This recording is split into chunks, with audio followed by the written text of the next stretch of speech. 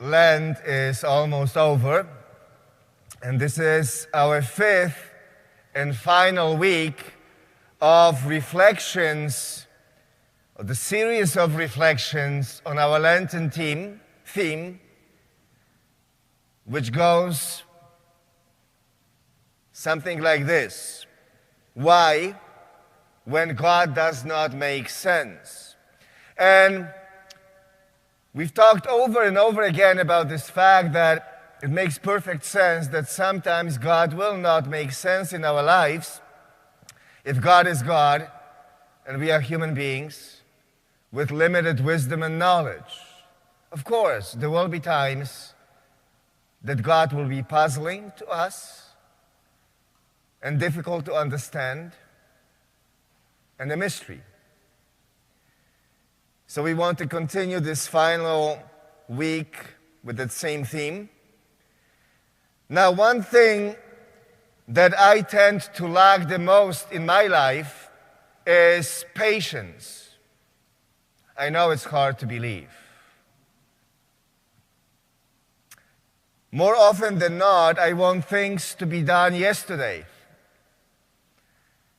And it's also true in my relationship with God. Better sooner than later. Though I think that during this pandemic, I have become a little bit more patient than I used to be. And I mention this because today we are going to look at why God's timing sometimes is not our timing. Why is it that God sometimes seems to delay or be late, or his timing seems off? Now, we all have experienced that in our lives, in our relationship with God. And to help us to understand this problem and this question, we are going to look at the passage from the Gospel of John, which Deacon Chris just read for us. Now, in this passage, we see good friends of Jesus, Mary and Martha, and they sent a message to him that their brother, Lazarus, is sick.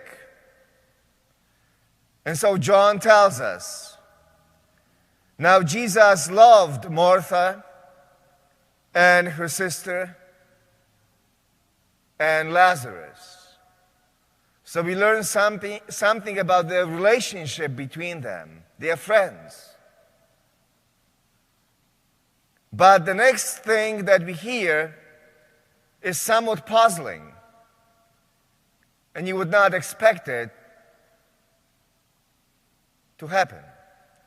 John tells us, so when Jesus heard that he was ill, and now you would expect at least one of the three options. A, rushed over there and ran to his bedside. B, wasted not a minute to reach out and help. Got there as quickly as he could. That's what good friends do. But no, that's not what happened. John tells us he remained for 2 days in the place where he was. Why did he do it? We don't know. And it seems puzzling. It's actually one of those stories and things that Jesus does that's probably the most puzzling in the Gospels. It sure does not make any sense. Now, when he finally goes, now it's too late. John tells us on his arrival, Jesus found that Lazarus had already been in the tomb for 4 days. Lazarus is already dead and in the tomb for 4 days. And that detail is important because it was believed among some of the Jews that the spirit of a person would remain in the body for 3 days after death. And according to that belief, the spirit would depart the body on the 4th day. So John wants to let us know that Lazarus is really dead. And we know how the story evolves. Jesus raises Lazarus from the dead in a spectacular way.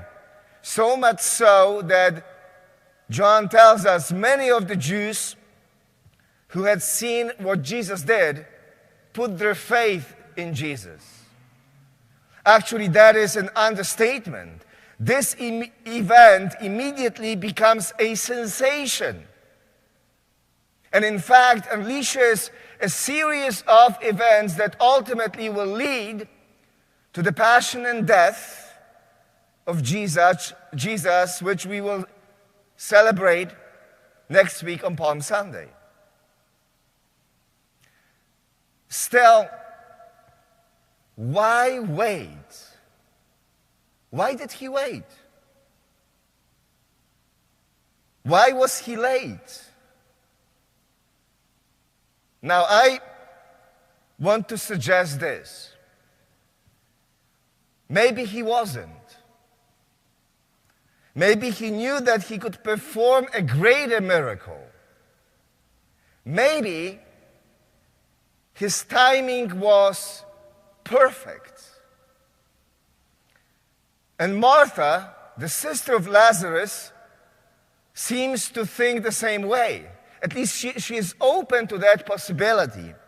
She runs to Jesus and she meets him and she says this to him: "Lord, if you had been here, my brother would not have died."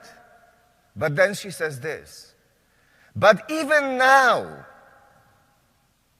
I know that whatever you ask of God, God will give you."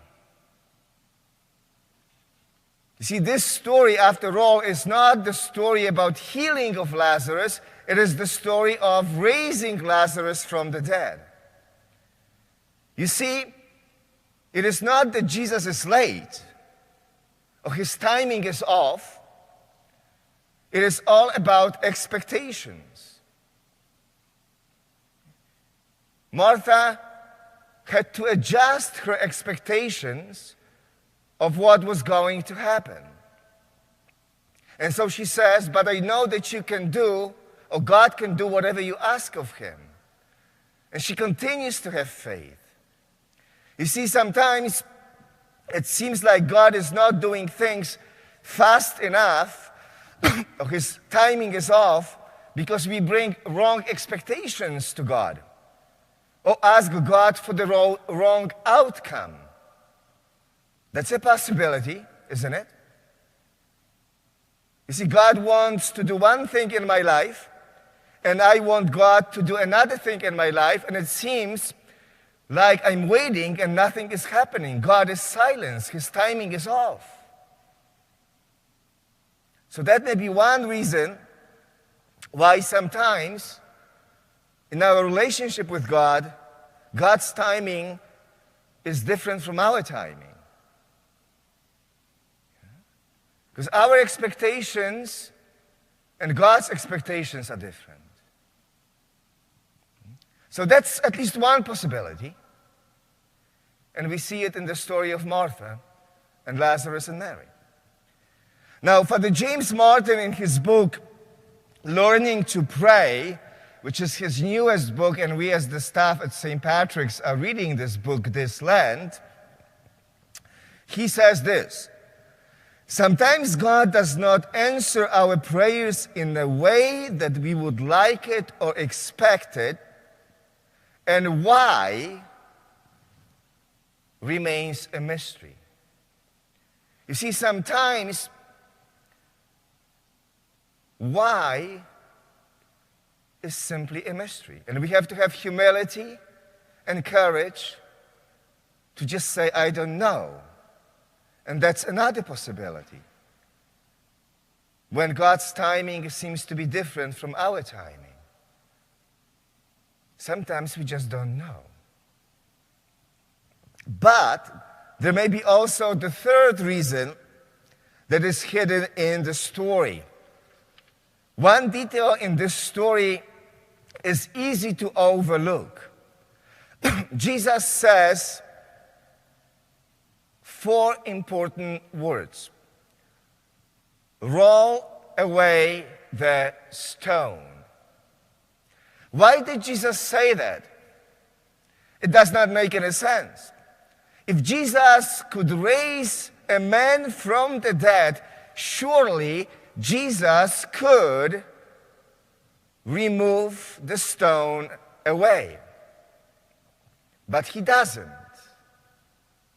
He asks for help. And this tells me that in our relationship with God, we have to cooperate with God. We have to help God. And it may mean that I have to roll away the stone of my expectations so that God can do something greater in my life. Or I may have to roll away the stones that stand in a way of what God wants to do in my life.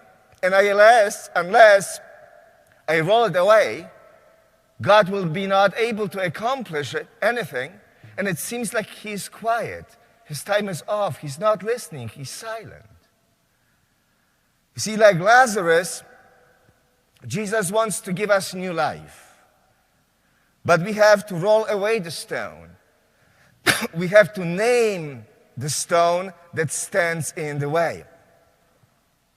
It's sort of like if I want God to help me to succeed in my work or my professional life or in a relationship, yet I am unwilling to roll away whatever makes it unsuccessful, God may not be able to breathe new life into the situation or do anything about it.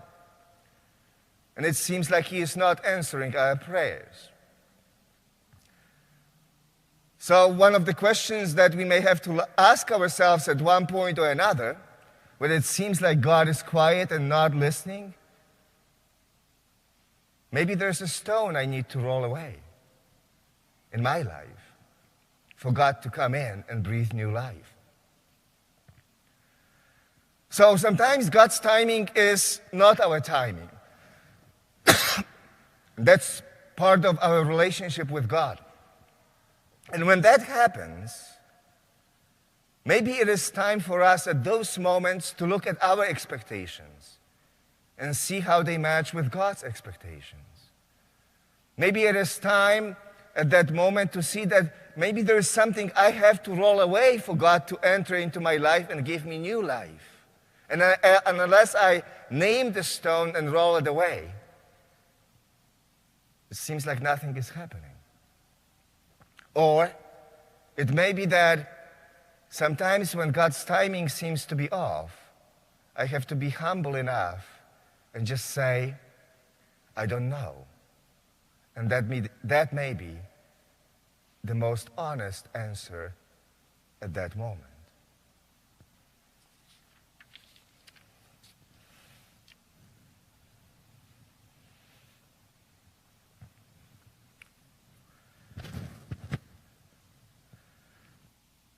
Well, thank you for being with us this morning, everyone. It's awesome to see all of your faces here. Thank you for those of you who joined our live stream. Thank you so much for being with us. And please join us again next week for Palm Sunday.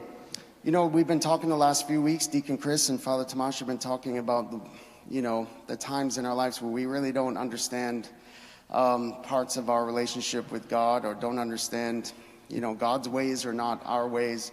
Well, we can learn a lot from the women that Jesus encounters on his ministry. There's the Canaanite woman who Jesus said it's not right to take food from the children and give it to the dogs.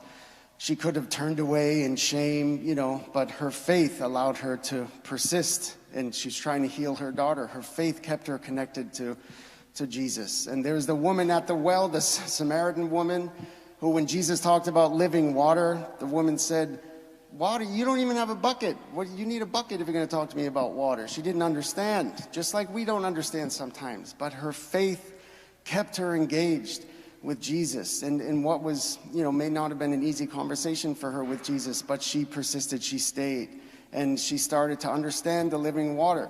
And then Martha today, she could have maybe been angry at Jesus, like, "Where have you been? 2 whole days, you took. My brother's dead."